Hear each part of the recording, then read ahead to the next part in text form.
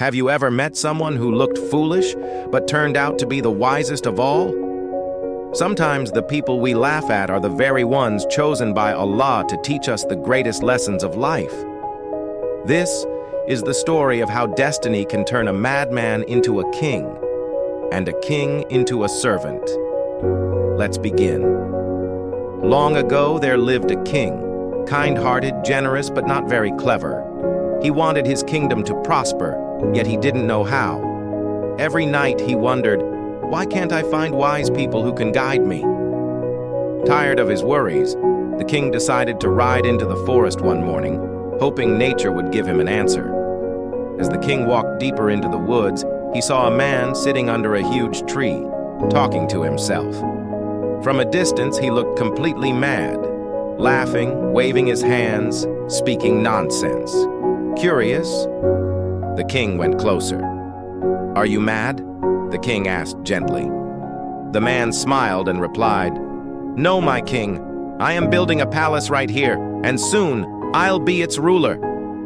The king and his men looked at each other, shocked, but somehow drawn to his confidence. One of the courtiers whispered, "Your Majesty, let's take him back to the palace. Maybe he'll entertain you." The king agreed, but as they turned back, soldiers came running. "Your Majesty, the path you were going to take, it's full of enemy soldiers hiding in ambush." Everyone froze. The king realized, if I hadn't met that madman, I would have been killed. He looked at the strange man and thought, this is no coincidence. Allah sent him. The king brought the man to the palace and made him a royal advisor. But jealousy filled the court. "How can this fool sit beside the king?" they whispered. They plotted against him. One said, "Tell him to slap the king during court. That'll get him punished." The next morning, the madman actually did it. He walked to the throne and struck the king lightly on the neck. The king's crown fell to the floor, and from underneath it, a deadly scorpion crawled out. If the crown had stayed on his head, the king would have been bitten and died instantly. Everyone gasped. The king embraced the madman with tears in his eyes. "You saved my life," he said softly. "You are not crazy. You are blessed." But jealousy doesn't die easily. The courtiers planned again. "Tomorrow, when the king sits, pull his chair away." The madman agreed without thinking. When he pulled the chair, the king almost fell, but noticed one leg of the throne was broken.